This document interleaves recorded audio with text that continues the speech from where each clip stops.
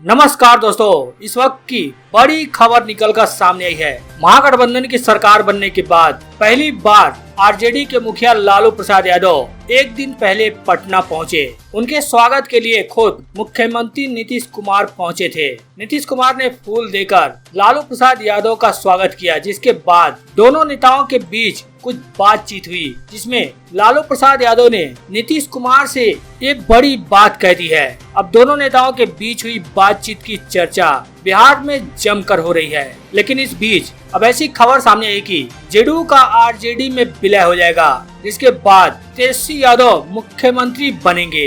यह बयान कोई और नहीं बल्कि जेडीयू के माने जाने दिग्गज नेता ने दे दिया है। अब उनके बयान से बिहार की राजनीतिक सरगर्मियां तेज हो गई हैं। क्या कहा है आपको पूरा बयान बताएंगे, वहीं इसी के साथ ही आपको दे दे स्वास्थ्य विभाग में 35,000 पदों पर बहाली को लेकर तेजस्वी यादव के घोषणा के साथ ही बिहार स्वास्थ्य विभाग में 1500 से ज्यादा पदों पर भर्ती के लिए आवेदन निकाली गई है। कल से ही आवेदन की प्रक्रिया शुरू होगी और यह प्रक्रिया 1 सितंबर तक चलेगी, यानी 1 सितंबर तक आप आवेदन कर सकते हैं। पूरी खबर के बारे में आपको बताएंगे, वहीं के साथ ही आपको दे दे तेजस्वी यादव ने भाजपा पर बड़ा हमला बोला है। हमला बोलते हुए कहा कि जब से हमने 10 लाख नौकरियों पर मुहर लगाई है, तब से बीजेपी परेशान है। हालांकि तेजस्वी यादव का वादा सच साबित करने को लेकर नीतीश कुमार ने यह बड़ा काम कर दिया है। कौन सा काम कर दिया है, आपको पूरे खबर के बारे में बताएंगे। आगे बढ़ने से पहले आपसे एक छोटा सा रिक्वेस्ट है, इस वीडियो पर एक लाइक जरूर कर दें। चैनल को सब्सक्राइब करने के साथ ही घंटी को जरूर बजा लें। जी हाँ, महागठबंधन की सरकार बन गई। इसके साथ ही नीतीश सरकार के मंत्रिमंडल का भी गठन हो गया। हालांकि इस गठन के दौरान आरजेडी के मुखिया लालू प्रसाद यादव नहीं पहुंच पाए थे। एक दिन बाद लालू प्रसाद यादव पटना पहुंचे, जिसमें नीतीश कुमार खुद लालू प्रसाद यादव को रिसीव करने पहुंचे थे, जहां पर लालू प्रसाद यादव को नीतीश कुमार ने फूल देकर उनका स्वागत किया।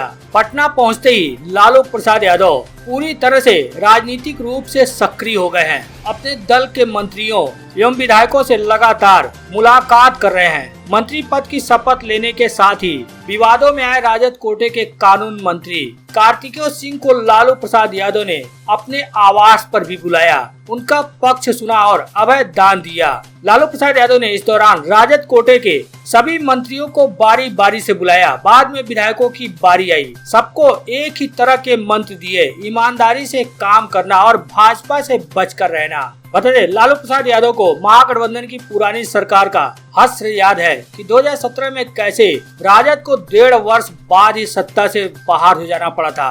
इसलिए एक दिन पहले मिलने आए मुख्यमंत्री नीतीश कुमार से उन्होंने आग्रह भी किया था कि अब आप कहीं मत जाइएगा, अब मिलकर काम करना है। साथ ही भाजपा को अब मौका नहीं देना है। बता दे, दिल्ली से पटना लौट रहे लालू प्रसाद यादव ने इस दौरान भारतीय जनता पार्टी और मोदी सरकार पर भी निशाना साधा था। उन्होंने निशाना साधते हुए कहा था कि तानाशाह सरकार को हटाना है, मोदी को हटाना है। उन्होंने भाजपा को तानाशाह बताया था। वहीं कार्तिकेय कुमार मामले में सुशील मोदी के बयान पर उन्होंने सुशील मोदी को झूठा भी करार दिया था।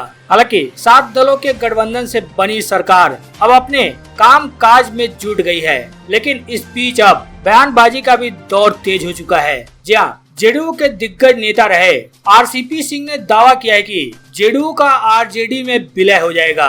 बता दें, कभी नीतीश कुमार के काफी करीब कहे जाने वाले आरसीपी सिंह एक बार फिर मुखर हो गए हैं। उन्होंने बिहार की यात्रा पर निकलते हुए छपरा में पत्रकारों से बातचीत की। आरसीपी सिंह ने जेडीयू और राजद को लेकर भी एक बड़ी भविष्यवाणी कर दी। आरसीपी सिंह ने दावा किया कि बहुत ही जल्द जेडीयू का आरजेडी में विलय हो जाएगा और इसका प्रयास अंदर अंदर शुरू भी हो चुका है। आरसीपी सिंह ने यह भी कहा कि नीतीश कुमार के पास अब कोई विकल्प भी नहीं है, क्योंकि राजनीति में संख्या बल काफी महत्व रखता है। उनका कहना है कि फिलहाल जो संख्या बल है जेडीयू और आरजेडी का, उसे देखा और समझा जा सकता है। नीतीश कुमार ने तो अपना राजनीतिक उत्तराधिकारी भी तेजस्वी यादव को घोषित ही कर दिया है, बस विलय की औपचारिकता बाकी है। आपको लग रहा है कि आने वाले समय में जेडीयू और आरजेडी का क्या होगा? क्या नीतीश कुमार ने अपना उत्तराधिकारी? देखिए, आप तो जाके बार बार वहीं पर पढ़ रहे हैं, तो निश्चित रूप से दोनों का मर्जर होगा और उन्होंने तो अपना उत्तराधिकारी समझिए फॉर्मली घोषित कर रखा है। हालांकि आपको बता दें, इससे पहले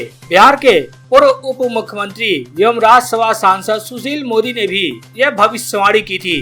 उन्होंने दावा किया था कि जदयू का राजद में विलय हो जाएगा।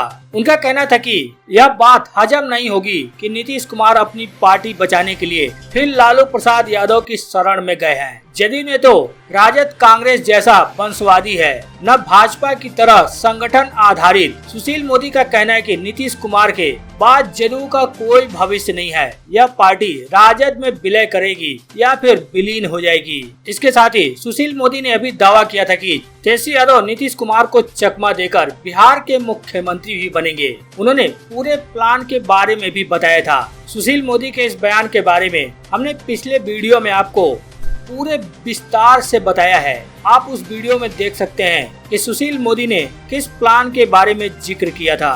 और आगे बढ़ते हुए आपको बता दें, अगले चुनाव से पहले बिहार में फिर उलट फेर होगा। अब जेडीयू आरजेडी गठबंधन पर जेडीयू के दिग्गज नेता रहे प्रशांत किशोर ने बड़ी भविष्यवाणी कर दी है। साथ ही नीतीश कुमार की पीएम उम्मीदवारी पर चर्चा के बीच कांग्रेस ने साफ कर दिया है कि राहुल गांधी या जिसे वह चुनेंगे वही हमारा पीएम कैंडिडेट होगा। जहां बिहार में हुए हालिया राजनीतिक बदलाव को लेकर चुनावी रणनीतिकार प्रशांत किशोर का कहना है कि आने वाले समय में फिर से उलटफेर होगा।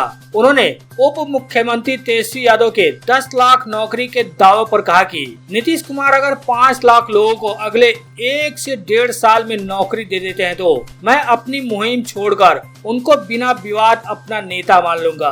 प्रशांत किशोर ने आगे कहा कि 10 लाख नौकरियों का वादा जनता को बेवकूफ बनाने का सीधा साधा तरीका है। साथ ही उन्होंने पूछा कि आप इतनी नौकरी कहां से लाएंगे? जिन लोगों को आपने नौकरी दी हुई है आप उसको पिछले 6 महीने से सैलरी नहीं दे पा रहे हैं। प्रशांत किशोर ने कहा कि बिहार की राजनीति पूरे 180 डिग्री घूम चुकी है। किसी को भी यह पता नहीं है कि अभी ये कितने डिग्री और घूमेगा। प्रशांत किशोर का कहना है कि हम आपको कह कर जाते हैं कि बिहार में विधानसभा चुनाव से पहले आप कई राउंड घूमिएगा। उन्होंने दावा किया कि नीतीश कुमार को जनता का सहयोग नहीं मिल रहा है। नीतीश कुमार कुर्सी पर फेविकोल लगा कर बैठे हैं, जिसको घुमाना है घुमाते रहिए। नीतीश जी जिंदाबाद हैं, लेकिन उनकी वजह से पूरे बिहार की दुर्दशा हो रखी है। उन्होंने दावा किया कि कार्यकाल पूरा होने से पहले ही बिहार में राजनीतिक बदलाव फिर से होगा। बहरहाल नीतीश कुमार के पीएम उम्मीदवारी पर चर्चा के बीच कांग्रेस ने नीतीश कुमार के अरमानों पर पानी फेर दिया है। बता दें, बिहार में महागठबंधन की सत्ता में वापसी के बाद मुख्यमंत्री नीतीश कुमार को 2024 में प्रधानमंत्री पद के लिए विपक्ष का उम्मीदवार बनाने की जदयू की ओर से आ रही आवाजों को अब कांग्रेस ने थाम लिया है। कांग्रेस ने साफ इशारा कर दिया है कि पीएम पद की दावेदारी पार्टी ने साफ किया है कि राहुल गांधी पीएम के उम्मीदवार होंगे या फिर राहुल गांधी जिसे चुनेंगे वही कांग्रेस का प्रधानमंत्री पद का उम्मीदवार होगा। कांग्रेस मुख्यालय में बिहार के प्रभारी भक्त चरण दास के साथ प्रेस कॉन्फ्रेंस के दौरान नीतीश कुमार की पीएम पद की दावेदारी को आगे करने के लिए जदयू के रुख के बारे में पूछे गए सवाल का जवाब देते हुए प्रदेश अध्यक्ष मदन मोहन झा का कहना है कि जदयू नीतीश कुमार को 2024 के संसदीय चुनाव में विपक्ष के चेहरे के रूप में पेश करने के लिए उत्सुक है। जहां तक कांग्रेस का सवाल है तो हमारे उम्मीदवार राहुल गांधी है या फिर राहुल गांधी जिसे चुनेंगे वही पार्टी का प्रधानमंत्री पद का उम्मीदवार होगा।